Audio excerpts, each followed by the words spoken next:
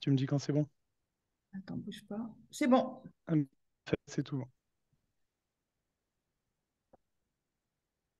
Bonjour, merci de vous connecter à cette session des éclairages de l'IA. Donc, je suis Philippe Viegrec de Minalogic. Je suis directeur innovation et expert artificiel. Je vous propose d'attendre encore quelques instants que tout le monde puisse se joindre à cette session qui va nous expliquer comment utiliser l'intelligence artificielle dans le traitement des documents liés au processus industriel. Donc, Geoffrey va nous expliquer dans quelques instants. Je crois qu'on est une quarantaine d'inscrits, donc je vous propose d'attendre encore 2-3 minutes avant de démarrer. Merci.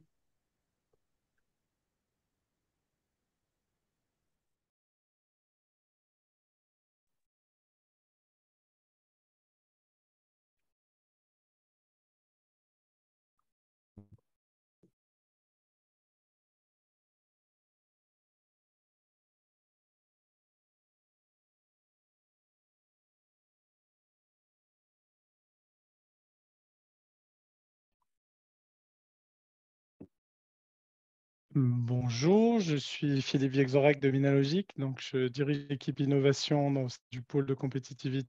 Je m'occupe également de la thématique intelligence artificielle. On patiente encore quelques instants. Vous êtes actuellement 12, vous êtes connectés sur la grosse antenne d'inscrits. Je propose qu'on attende de passer les 20, soit démarrer la session. Ah, plus que 11.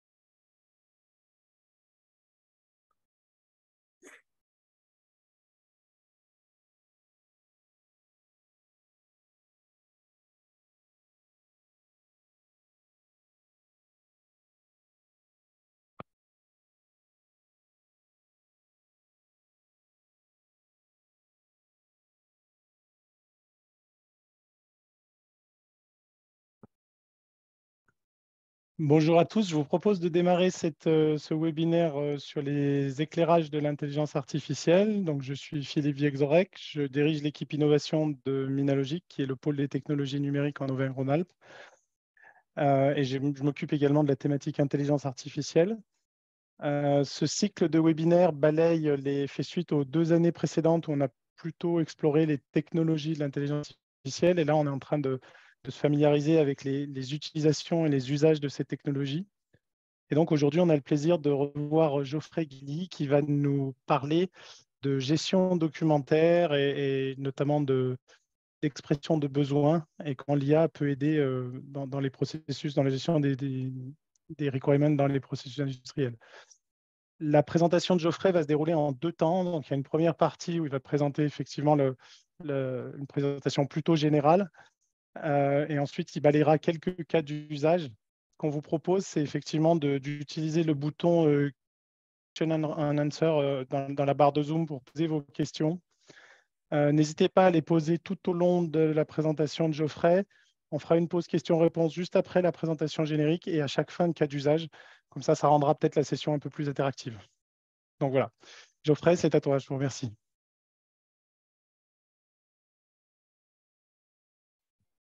Tu es en mute, Geoffrey. Évidemment. Merci Philippe. Donc, je suis Geoffrey Guy, je suis cofondateur des Tenders. Société stéphanoise. Donc, on a créé la société il y a 5 ans et on est spécialisé dans la gestion de réponses à appels d'offres et contract management, principalement. Je vous fais juste très rapidement pour que vous sachiez ce qu'on fait. Comme ça, vous verrez que nous, on a utilisé principalement des algorithmes et des techniques d'IA pour pouvoir mettre en place une verticale métier qui est la gestion de la réponse à appel d'offres et le contract management, et qui a la même base, je veux dire, technologique et les mêmes capacités que ce qu'ont besoin les industriels pour pouvoir capitaliser sur leurs données et sur leurs documents qu'ils ont un peu partout dans leur organisation. Donc, comme je vous disais, on est pour l'instant la seule plateforme verticale de gestion de réponse aux appels d'offres et de gestion contractuelle. Qu'est-ce qu'on fait principalement? Alors, une petite vidéo, j'espère qu'elle tourne. On part de la donnée. Hein. La donnée, c'est des documents. Chez nous, c'est soit les documents d'appel d'offres, soit les spécifications techniques, soit les documents en réalisation des contrats, des livrables, etc., que nos clients mettent dans la plateforme. Et on va extraire ces documents, on va extraire l'information qu'il y a dans ces documents, catégoriser ces informations, la rendre un peu plus intelligente avec des algorithmes, de l'IA et bien sûr l'expertise métier des différents utilisateurs. Et on remet en fait l'ensemble de ces informations à disposition des différents experts, des différents BIM managers, des différents gestionnaires de projets, etc., qui travaillent sur l'ensemble du processus de réponse à l'appel d'offres et de contract management. Donc, on travaille sur des projets de 50 000 € à 10 milliards sur l'ensemble du cycle de vie pour des sociétés style NGE, des FAGE, des Vinci, des Bouygues, etc., avec des cas d'usage un peu différents. Et le dénominateur commun sur l'ensemble de ces clients, c'est qu'ils avaient des documents qu'ils n'utilisaient pas, qui restaient sur étagère ou qui lisaient soit sur des lecteurs PDF, soit ils les imprimaient et les lisaient. Et ils essayaient de sortir des informations là-dedans, essayer de catégoriser les projets, découvrir les risques, etc. Et au final, soit ils gagnaient l'appel d'offres, soit ils le perdaient, bien sûr. Mais au final, cette information restait sur des serveurs et n'était pas réutilisée, et avec très peu de capitalisation de projet en projet et d'offre en offre. Donc, on a mis une plateforme en place qui permet de gérer l'intégrité du processus du moment où ils ont les documents d'appel d'offres qui tombent jusqu'à la fin du projet en réalisation. Et donc, voilà, nos clients ont principalement des constructions, BTP, etc. Donc, on est 22, une bonne partie de l'équipe à Saint-Étienne. On a traité 45 milliards de projets. Et donc, voilà, on traite une quinzaine de langues de documents dans une vingtaine de pays. Alors, si on revient sur l'industrie, nous, on a fait des benchmarks, et en tout cas, on a des benchmarks qui permettent de regarder un petit peu où est-ce qu'on est l'industrie sur la gestion des documents.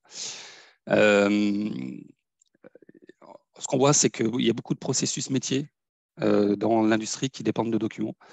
Les processus sont principalement, il y a les processus core de l'entreprise, c'est ce que vous vendez, votre expertise, vos exigences, vos modèles, etc. Ça, vous avez une maîtrise de ces éléments-là.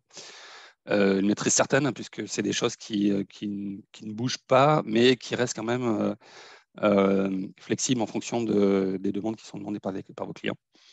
Il y a des documents de processus internes et il y a les documents que vous pouvez avoir avec vos clients. Donc, certaines personnes, certains clients ont des documents d'appel d'offres ou des demandes ou des demandes de devis ou voilà, toute typologie de documents que vos clients peuvent vous envoyer.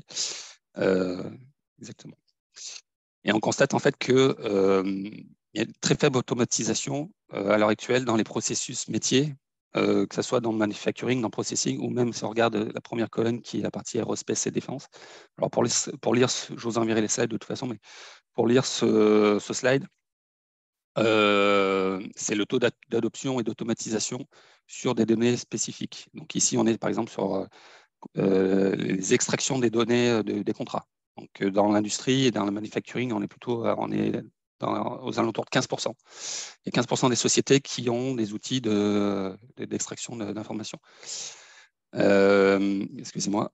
La gestion des contrats, il n'y a que 62% des sociétés dans l'industrie qui gèrent leurs contrats et qui ont une base de données de contrats. Donc, c'est-à-dire qu'il y a 40% des boîtes qui encore ne savent pas où sont leurs contrats, etc. Et il n'y a que 8% qui font de l'analyse de risque sur leurs documents. Donc, il y a du retard. Il y a du retard dans l'industrie, il y a du retard dans l'adoption, dans l'automatisation, dans tout le processus documentaire.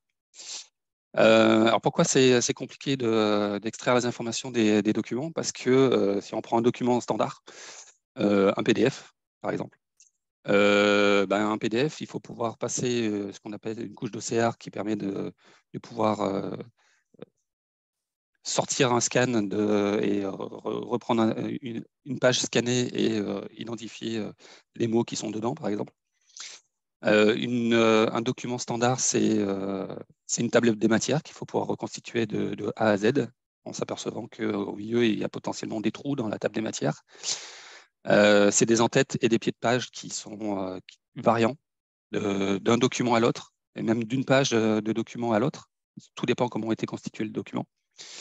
Ça va être des tableaux, des quasi-tableaux dans des documents, donc des tableaux quand il y a des traits en couleur noire, par exemple, ou des quasi-tableaux quand c'est l'esprit humain qui identifie que c'est un tableau. Vous allez avoir des bullet points dans tous les sens, vous allez avoir des paragraphes en début de page, en fin de page, et des choses qui sont cumulées aussi. Il y a tous les caractères spéciaux qu'il faut identifier, les typographies, les phrases qui sont en couleur, les graphiques, les images, etc. Donc, un document PDF standard, c'est ultra compliqué à extraire. D'autant plus que vous pouvez avoir des documents avec des scans de travers, des scans qui sont avec des contrats signés, des documents en multilangue. Ça nous arrive assez régulièrement. On a même des documents, le début est en français, le milieu est en anglais, des documents en A3, en A4, en portrait, en paysage, des doubles colonnes, donc un peu de tout. Au fur et à mesure du temps, on a passé presque 1 million de documents dans notre plateforme. Au fur et à mesure du temps, on a trouvé des spécificités assez intéressantes sur la typologie de documents. Donc, extrêmement compliqué d'avoir des outils qui permettent de faire ça de manière propre et standardisée et s'assurer qu'il y a un très haut niveau de performance sur les extractions. Et pourquoi c'est important de faire les extractions? Parce que si on fait mal les extractions, on ne peut pas catégoriser derrière les informations. Donc, la performance opérationnelle pour nous, c'est d'abord de remettre la donnée au centre, de remettre cette donnée textuelle au centre des interactions pour faciliter ensuite la collaboration autour de cette donnée et faciliter la traçabilité de cette donnée dans l'ensemble des processus de l'organisation. Si on voit un peu, je vous rappelle ce que j'ai introduit, la typologie des documents que vous avez dans votre organisation, vos documents corps, sur lesquels vous avez une maîtrise, ceux où vous avez un peu moins de maîtrise et ceux où vous n'avez pas du tout de maîtrise, qui est les documents des clients.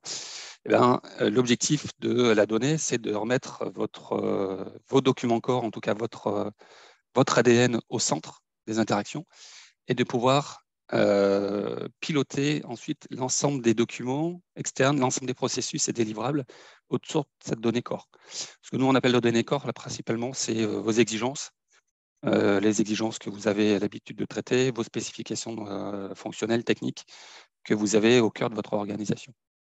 Donc, il faut essayer de retransformer la gestion de la donnée qui, à l'heure actuellement, est par empilement, en quelque chose de plus vertueux et qui permet de constituer une vraie base de données centrale. Ce qui va permettre ensuite de pouvoir collaborer efficacement autour de cette donnée. En fait, l'ensemble des équipes vont pouvoir travailler au niveau du cœur de la donnée et d'assurer la traçabilité dans le temps et la qualité de cette donnée. Donc, l'IA sur les documents, je voulais juste vous faire un petit point des avancées technologiques et des conséquences, notamment des dernières évolutions. Ce qu'on disait il y a 6 mois est quasiment mis à la poubelle et mis aux oubliettes depuis les avancées, on va dire, phénoménales d'OpenAI, des modèles génératifs. Donc, juste un petit aperçu. Dans tout ce qui est... donc, nous, on a trois piliers, on va dire, sur la partie IA chez nous. Et en tout cas, sur ce qu'on a imaginé sur la partie industrie et ce que vous avez besoin sur tout ce processus-là, c'est pouvoir extraire proprement les données qu'il y a dans les documents. Donc là-dessus, il y a encore pas mal de progrès à faire. Nous, on a passé 4 à 5 ans de R&D quasiment sur ces sujets-là et on découvre encore des trucs qui sont pas clean. Et ça se fait par itération. Très, très difficile de découvrir des typologies de documents et des typologies de problématiques avant de les avoir vues. Il y a quand même une meilleure précision dans tout ce qui est détection des éléments, meilleure précision dans tout ce qui est multilingue, notamment. Mais il y a encore énormément de travail sur tout ce qui est structuration de la donnée, les tableaux, les tables des matières, etc. Donc, nous, on travaille beaucoup là-dessus. Tout le reste, on s'est aperçu que, notamment avec les modèles LLM, ce qu'on appelle les modèles génératifs, il y a un domaine, quasiment un domaine entier qui est tombé, c'est le NLP et NLU, où il y avait beaucoup de recherches et beaucoup de chercheurs qui étaient sur ces sujets-là. La progression a été tellement rapide que ça pose pas mal de problèmes au niveau de la recherche, d'ailleurs. Et donc, il y a beaucoup de logiciels, en tout cas de briques techniques et technologiques qui sont plus ou moins remplacés par les nouveaux modèles génératifs à la ChatGPT, qui pour nous, enfin pour moi en tout cas, c'est le passage du cheval à la combustion à moteur, du moteur à moteur à combustion. Il y a un tel décalage, il y a un tel changement qu'il y a beaucoup de pans de l'IA et des processus qui vont être ouverts et que ça va permettre de faire pas mal de nouveaux cas d'usage. Donc, comment s'assurer que l'IA peut marcher dans des processus complexes? Donc, ce que nous, sur les 5 dernières années, ce qu'on a vu, c'est qu'une IA générique ne marche pas sur des sujets techniques complexes. Il faut d'abord commencer par de l'algorithmie. Donc, l'algorithmie, c'est détecter avec des systèmes experts, avec des règles, avoir une première couche de détection, etc., pour pouvoir commencer à démarrer les projets. Ensuite, on peut mettre de l'IA appliquée sur les documents de l'entreprise, appliquée sur l'expertise de l'entreprise. Ensuite, dans un troisième temps, cette IA doit être revue et validée par les experts métiers qui sont dans l'entreprise. Ce n'est pas des experts externes qui peuvent valider ce que l'IA a proposé. Et donc, c'est un cycle qui permet au fur et à mesure d'améliorer l'ensemble du processus avec toujours le même process, hein, algorithmie, IA, expertise métier, validation. Et j'en reviens bien au début de l'algorithmie parce qu'il y a plein de sujets qui ne peuvent pas être traités par l'IA. Donc, il faut vraiment que ce soit des systèmes conjoints d'algorithmie et d'IA. Quand je parle d'algorithmie, c'est des choses assez basiques, hein. Ça peut être des mots-clés, ça peut être des détections standards, etc. Donc, concrètement, donc là, je vais vous introduire 5 cas d'usage. Ce que je vous propose, c'est qu'avant de les introduire, si vous avez des questions dans le chat, posez-les maintenant sur l'introduction. Si vous n'en avez pas, je démarre sur les cas concrets. Geoffrey, il n'y a pas de questions pour l'instant dans le chat. J'en avais une qui m'a interpellé. Il y a une chose que tu as dite qui m'a interpellé concernant les IA génératifs qui créent l'extinction ou la mort des NLP et NLU. Je ne comprends pas pourquoi, parce que pour moi, une IA générative, elle s'appuyait sur le Natural Language Processing ou Natural Language Understanding, justement pour être capable de générer des textes ou comprendre des textes quelque part. Pour moi, c'est dans la suite, alors qu'il y a un côté disruptif, et ça, je comprends, mais tu vois. Il y a un côté disruptif, mais en fait, il y a beaucoup de chercheurs et de projets de recherche en cours là, qui partaient pas sur des modèles LLM et qui c'est complètement tanké parce que le but de la recherche, c'est d'améliorer l'état de l'art. Et là, l'état de l'art, il a jumpé d'un seul coup d'une façon assez impressionnante. C'est les large language models qui ont explosé le NLP NLU quelque part. Oui, exactement. La façon de... Ok, je comprends. C'est ça. Et du coup, maintenant, travailler sur des modèles d'amélioration, entre guillemets, du NLP ou du NLP par exemple, alors qu'on a un chat GPT derrière qui a capacité, chez GPT-4, qui a de la capacité à aller chercher plus structurellement de l'information. Voilà, ça change quand même pas mal de choses au niveau de la recherche. Ok, merci.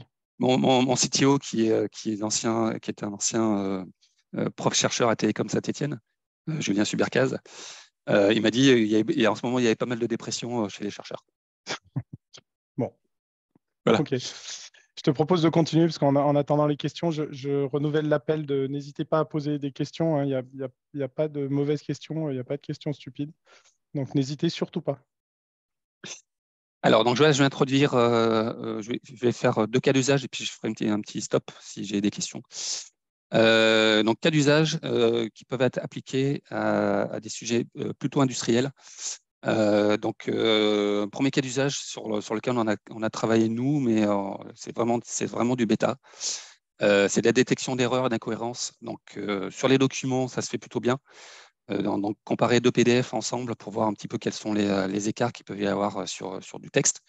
Donc ça, c'est pas mal de travail. On a passé pas mal de temps à faire ça sur du PDF. Ça n'existait pas jusqu'à présent. Mais on a trouvé une solution qui marche plutôt pas mal. Et là, on est en train de tester avec des clients dans la construction de vérifier les écarts entre 2 plans. Donc là, c'est des plans de structure.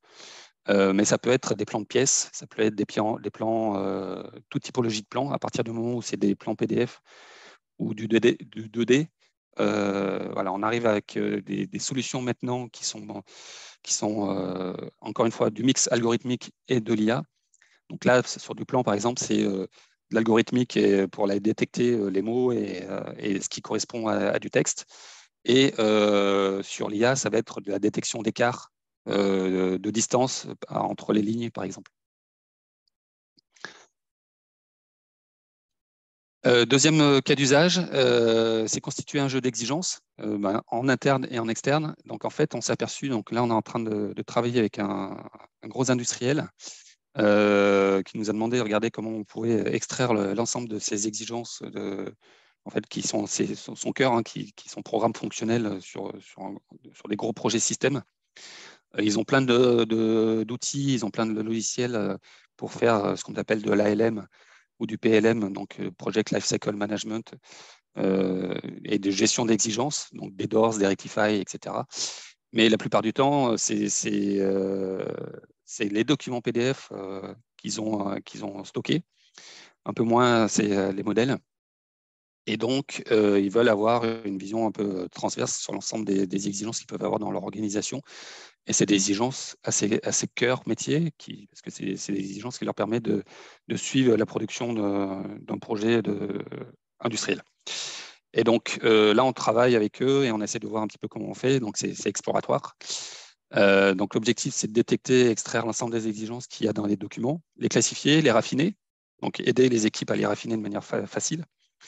Faire de la comparaison d'exigence à exigence, c'est-à-dire de regarder avec de la distance, donc des outils d'IA qui permettent de faire de la distance textuelle, de vérifier si une exigence est proche d'une autre, et de remettre tout ça dans un pipeline de validation interne pour reconstituer des bases de données au fur et à mesure du temps en fonction des évolutions qu'ils font aussi sur le système complexe qu'ils vont créer.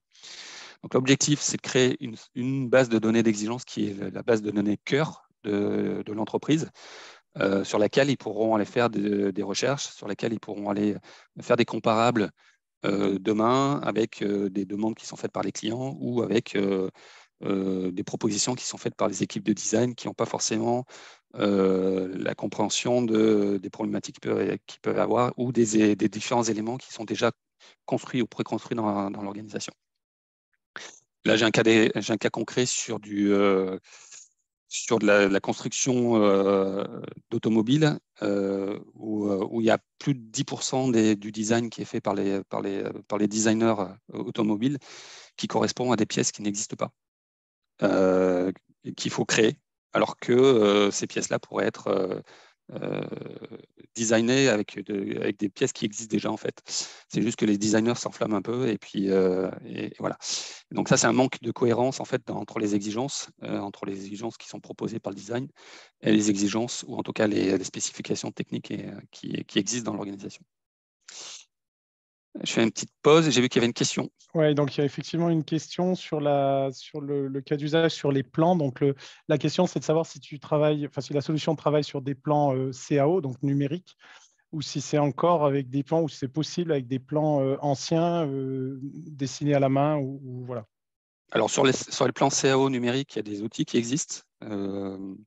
je vous en citerai quelques-uns. Là, je suis au Canada justement et j'ai discuté avec un partenaire canadien qui fait ça, qui fait de la comparaison de plan à plan, mais sur du modèle 3D. Nous, on fait de la comparaison, enfin, ce qu'on est en train de faire, puisque ce n'est pas encore totalement abouti, hein, mais c'est vraiment de la R&D là. On fait de la comparaison de plan de PDF 2D. Hein. C'est vraiment du plan scanné. Voilà. Donc, ça peut être un plan scanné dans les années 30, enfin un plan qui a été dessiné dans les années 30, numérisé maintenant. Oui, exactement. J'ai été exposé à un cas d'usage sur des grosses exploitations de machines qui existent depuis longtemps. Ouais. Effectivement, il y a des machines qui sont anciennes, mais qui sont toujours opérationnelles, dont les plans ont été dessinés effectivement, il y a très longtemps. Et ces entreprises cherchent à renumériser ces plans-là et à vérifier que ce qui a été redessiné, ou redessiné en CAD, en fait, correspond au plan original. Ouais, c'est un vrai sujet. Hein. C'est un vrai sujet. On pourrait croire que c'est simple, mais particulièrement les anciens plans, il y a plein d'informations. Bon, il y a des dimensions, etc. Mais il y a des informations sur le fonctionnement de la pièce en question qui sont très difficiles à vérifier que le nouveau plan le maintient. Donc c'est un vrai sujet. À la SNCF, nous, on a un cas d'usage. Hein. À la SNCF, il y a l'ensemble du réseau qui est en PDF. Voilà. Donc, il n'est pas numérisé en BIM ou en CAD. Hein. C'est du réseau en PDF. Voilà. Les parties hydroélectriques d'EDF, on rencontre donc les grosses pompes, tous ces trucs-là qui datent d'il y a des années les 50, 60, ont des énormes problématiques là-dessus aussi. Donc petit appel au passage, hein, si c'est des problématiques sur lesquelles vous avez des solutions ou auxquelles vous voulez contribuer, n'hésitez pas, parce que c'est des gens, je pense SNCF comme EDF, qui vont monter des projets collaboratifs là-dessus. Et donc, si vous avez des pièces techno là-dessus, et ça vaut pour toi aussi, Geoffrey, hein, si intéressé, n'hésitez pas à me contacter sur le sujet. Alors là l'état de l'art de l'IA est assez faible hein, sur ce genre de choses. Hein. Nous, on travaille avec un gros constructeur de bâtiments en France. Là-dessus, ça reste très faible. On a regardé un petit peu tout ce qui existait. On a fait une étude de l'état de l'art. Ça reste vraiment assez faible. Donc là, on teste deux, trois outils. On n'a pas les fonds pour avancer sur ces sujets-là. Mais on voit qu'avec des modèles de détection d'écart et on est sur les computer vision là, clairement. On arrive à identifier des trucs plutôt pas mal, sans trop d'efforts pour l'instant. Mais on ne sait pas quel sera le niveau de performance à terme. Donc si on manque 10% des écarts, peut-être que ça ne sera pas bon.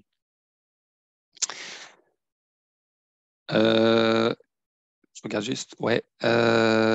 Donc, troisième cas d'usage. Donc, vous créez une base de données d'exigence. Hein, donc, ce que je vous expliquais tout à l'heure, hein, c'était de vous assurer, alors je passe tous les trucs, de vous assurer que quand vous avez des demandes clients sur des pièces, par exemple, ou des choses comme ça, où ils mettent des spécifications techniques ou des nouvelles normes, etc., que rapidement pouvoir aller voir si dans votre base de données d'exigence, vous avez ce qu'ils vous demandent, d'éviter de mobiliser l'ensemble des équipes pour savoir lire les documents, faire ces choses-là.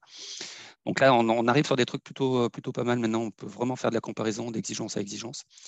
Et l'objectif, surtout, c'est de créer cette base de données d'exigence à partir des outils PLM, ALM que vous pouvez avoir dans vos organisations, des DORS, des Rectify, etc.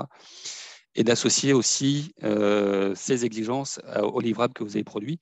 Donc, l'objectif, ça serait que sur une exigence donnée qui est demandée par un client, de regarder tout de suite dans une base de données et par rapport à cette base de données, de voir comment vous avez produit la pièce ou le système dans le passé. J'ai vu qu'il y avait 2 nouvelles questions.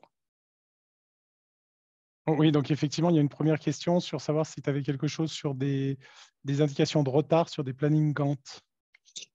Il y a des outils qui existent hein, de simulation, de planning.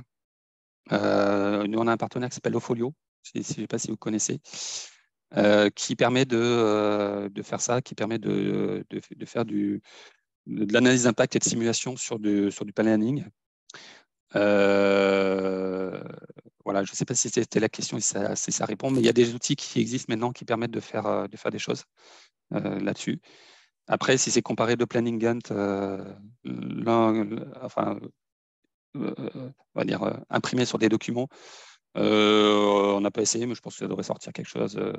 Ouais. Ok, Pierre corrigera si tu n'as pas amené la réponse. Ouais, merci.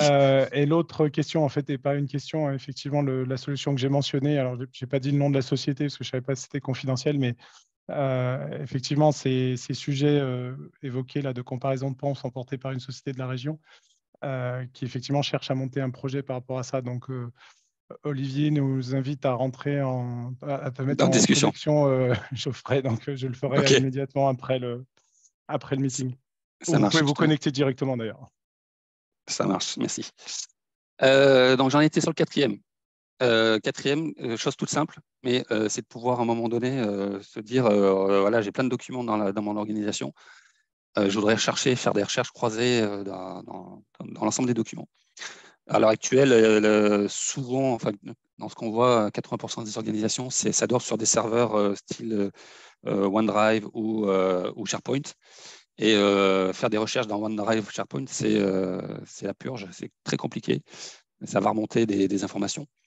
Mais voilà, ça reste quand même assez compliqué de base. Donc, nous, ce qu'on propose, c'est à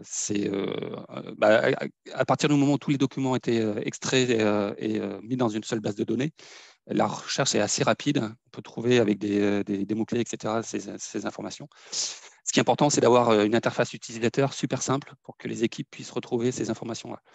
Donc, il y a deux typologies maintenant. Donc, ça peut être une interface utilisateur où on cherche avec des mots-clés, etc. Ou ça peut être du chat. Maintenant, avec ChatGPT qui arrive et les outils comme ça, on s'aperçoit que de plus en plus, les utilisateurs vont poser des questions avec une continuité des questions et on va dire, un aller-retour avec le chat qu'on ne pouvait pas faire avant. Donc, il y a plein de choses possibles maintenant que l'IA apporte et que les modèles génératifs apportent. Voilà. L'objectif, c'est de pouvoir accéder à cette donnée avec l'intelligence qu'il y a autour. Je t'interromps juste 2 secondes parce que Ouais. ça m'interpelle, ça aussi. J'avais compris qu'un chat GPT, en fait, il n'y avait pas moyen d'intervenir sur sa base de connaissances. Donc, tu peux t'en servir comme moteur, mais la réponse qu'il va te donner, c'est sur son apprentissage passé et non pas sur la base de connaissances que tu as dans l'entreprise. Si, justement. Si, bah, tu vois, tu D'accord. viens de m'introduire mon dernier Désolé. slide. Non, mais c'est bien, je suis content. Bon, c'était pas coordonné, c'est parfait. Non, non. Donc ça, je vais dire, ça c'est l'ancienne école de faire des recherches avec des cartes de recherche, avec des mots-clés, etc. Parce que entraîner des modèles génératifs sur très peu de documents internes, ça reste compliqué. Donc il faut quand même l'avoir, cette possibilité de faire des recherches rapidement dans les documents. Mais voilà, donc pour les personnes qui n'ont pas encore vu l'impact des modèles génératifs, etc. Donc, depuis, on va dire, novembre-décembre l'année dernière, avec la release de GPT 3.5 et maintenant GPT 4, il y a beaucoup de choses qui sont possibles, notamment pour entraîner des modèles internes de l'entreprise. Alors, comment ça marche? Assez simplement. Là, j'ai pris le cas d'exemple qui est fourni par Dataiku, qu'on connaît bien chez nous. Et donc, Dataiku, comment ils proposent, en fait, c'est assez générique. Hein, ils l'ont fait sur leur propre document, leur propre base. Et en fait, ils ont utilisé la base de GPT-3, qui est un modèle, hein, c'est un modèle standard, qui permet d'aller faire des prompts et d'aller chercher les informations sur le modèle qui a été entraîné pour GPT et ChatGPT. Mais par contre, ils ont créé un layer au-dessus avec leurs propres documents. Et donc, en priorité, quand ils font une demande sur leur chat, c'est les documents internes qui vont revenir en fait. Donc l'entraînement se fait pour qu'il y ait un ordre de priorité assez important sur les documents internes et sur la manière dont ont été entraînés ces documents internes. Donc, ça veut dire quoi? Ça veut dire mettre l'ensemble de la base de données des documents. Ça veut dire valider que les tests du premier modèle soient bons. Hein, et pour les valider, il faut qu'il y ait des experts métiers qui valident ces tests et qui valident le modèle. Donc, ça peut se faire en interne dans une organisation, mais c'est assez rare. Hein, avoir les compétences de développement, plus en même temps mettre à disposition les experts, ça reste assez rare. Donc, ce qu'on voit, c'est que ça va être des sociétés, des ESN spécialisées spécialisées dans l'industrie, etc., qui vont pouvoir en fait accompagner les clients là-dessus. Et qui vont pouvoir en fait commencer à entraîner des modèles, etc. sur ce genre de process. J'ai 2 questions. Oui, pardon. Donc, effectivement, il y a une question qui revient souvent dès qu'on évoque ChatGPT. C'est sur la notion de confidentialité, puisqu'effectivement, on leur envoie des données, une question, etc. Donc, je ne sais pas si tu as un avis ou des réponses là-dessus. Tu peux me... Confidentialité dès qu'on utilise ChatGPT, puisqu'on Ah oui, envoie de la donnée. ChatGPT, oui. ChatGPT, oui. ChatGPT, parce que ChatGPT, ça appartient à OpenAI et l'information part chez OpenAI. Mais GPT-4 est une base de données en API. Enfin, était un modèle en API. Donc, nous, on l'utilise pour entraîner certains de nos modèles hein, sur les serveurs du labo, par exemple. Quand on veut tester 2-3 trucs, on met le GPT-4. La donnée reste sur un modèle. Hein. Ça reste un modèle de données, GPT-4. ChatGPT, l'information part. GPT-4 est un modèle génératif. C'est-à-dire que vous pouvez même l'installer, enfin, il y a même des solutions qui permettent d'installer un équivalent de GPT-4 sur un ordinateur portable. Donc, ça prend un peu de bande passante quand même, etc. Mais là, c'est aller chercher quelque chose sur l'étagère pour entraîner un modèle. Donc, la donnée, elle peut rester intégralement dans une organisation. Merci. Et puis, il y a une suggestion. Alors, tu connais certainement QA Company, hein, qui permet d'interroger toute base textuelle non nécessairement structurée par son moteur d'interrogation.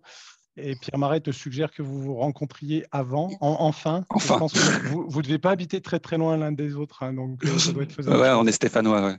Voilà. Ouais, Donc, et pour le reste de l'audience, effectivement, QA Company permet d'interroger en langage naturel des bases de données, pas forcément structurées. Voilà.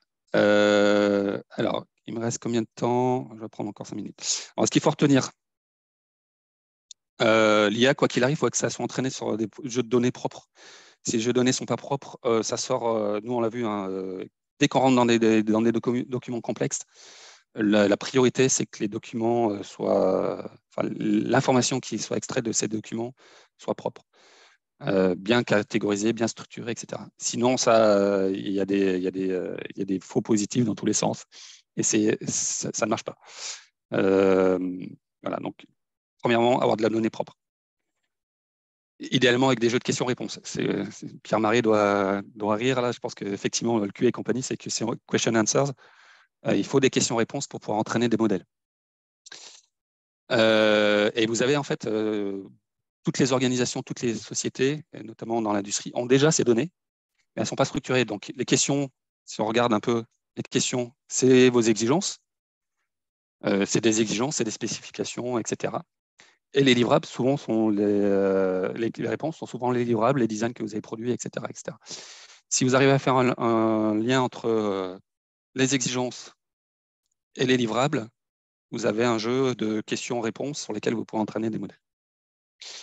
Donc, tout le sujet, c'est dans vos documents, dans les documents industriels, d'identifier ces exigences, ces specs proprement, d'avoir une bonne base de données là-dessus. Et au fur et à mesure du temps, donc si vous n'avez pas ce lien avec les livrables que vous avez que vous produisez, c'est de commencer déjà dès maintenant à essayer de faire cette matrice entre vos exigences et les livrables que vous produisez pour pouvoir ensuite mettre dans un modèle les questions et les réponses, donc les exigences et les livrables. Donc, comment mettre en place une première phase de changement? Donc, structurer vos données dans un premier temps. Donc déjà, essayer d'avoir tout au même endroit, en fait, toute la donnée au même endroit. Déjà, si c'est sur un seul serveur, ça sera pas mal. Avoir des outils qui permettent d'extraire ces informations, les taguer et mettre à disposition ces informations des experts pour qu'ils puissent, dans un deuxième temps, valider la donnée qui est produite par des ingénieurs, par des data scientists et des experts en IA qui vont faire un premier modèle, que les équipes soient disponibles et les équipes expertes soient disponibles pour valider cette donnée. Et ensuite, réitérer avec la nouvelle donnée et puis la donnée qui a été passée. Et toujours la même chose, la donnée, ensuite l'intelligence, et tout ça, ça va donner de l'expérience utilisateur. Voilà, je pense que j'ai fini ma présentation. Merci beaucoup, Geoffrey. N'hésitez pas si vous avez des questions. On a quelques autres questions qui sont tombées. Donc, il y a une première question qui demande avec ChatGPT, est-ce qu'on peut savoir sur quel document se base la réponse? Oui, si c'est entraîné si c'est entraîné en interne. Ouais. C'est pas avec ChatGPT, hein, ça sera avec vos documents et derrière un modèle génératif de GPT-4, par exemple. Ouais, je pensais que GPT-4 était capable justement de justifier son cheminement de pensée en donnant ses sources, en citant ses sources, ce que ne fait pas GPT-3. Oui, tout à fait, mais GPT-4, ChatGPT, le 4, on va dire ça comme ça, ouais. Le ChatGPT, la version 4 de ChatGPT, va chercher sur Internet, etc., et elle peut citer les sources qu'elle a été chercher. D'accord. Le modèle GPT-4 est différent, totalement différent. Le modèle GPT-4, c'est un modèle algorithmique, c'est-à-dire qu'il faut le nourrir pour l'entraîner. Okay. Okay. Donc, c'est vraiment deux choses différentes. Il y en a un qui est un query en API et que vous pouvez déployer comme vous voulez, en fait, en fonction du niveau de performance que vous voulez aussi. Et c'est sur étagère. Maintenant, la grande nouveauté, hein, les labos avaient déjà des avancées comme ça au niveau recherche, mais là maintenant c'est sur étagère. Donc tous les chercheurs et toutes les personnes qui ont un peu la main qui savent monter un modèle sur étagère d'IA ont accès maintenant à ces cas d'usage et ils vont pouvoir proposer des trucs plutôt pas mal. Merci. Et puis une dernière question, alors non, je vous rassure, pas du tout basique, hein, il n'y a pas de mauvaise question. Donc la question, c'est est-ce qu'il est possible d'aller interroger plusieurs sources documentaires ou bases documentaires qui se trouvent dans du OneDrive, du SharePoint, mais dans des outils de GED divers et variés? Oui, mais je pense qu'à un moment donné, il faut tout centraliser. On n'a pas testé, nous, encore, ce genre de choses. Mais à mon avis, il faut avoir une seule... reprendre toutes ces informations-là, les mettre dans une seule base et puis proposer et faire l'entraînement dessus. Je ne suis pas sûr... je suis pas sûr qu'en termes d'intégration, essayer de faire des API dans tous ces systèmes-là, ça soit facile. Donc, en général, l'approche que j'ai vue fréquente, c'est effectivement d'agréger toutes ces sources-là, pas forcément de manière structurée, mais au sein d'un data lake. Et ouais, effectivement, de faire tourner les moteurs d'IA sur un data lake. Alors, data lake, c'est le terme consacré. Hein. Ouais, ça peut être un gros SharePoint avec tout dedans. Hein. Voilà, c'est ça. C'est un repository où on stocke tout un peu en vrac, plus ou moins en vrac. OK, on est pile sur le timing, Geoffrey. Donc, on va déjà te remercier pour ça et puis pour la qualité de ta présentation et de l'interaction. Merci, Philippe. La prochaine session des éclairages de l'IA, ce sera le 7 juillet. Donc, avant que tout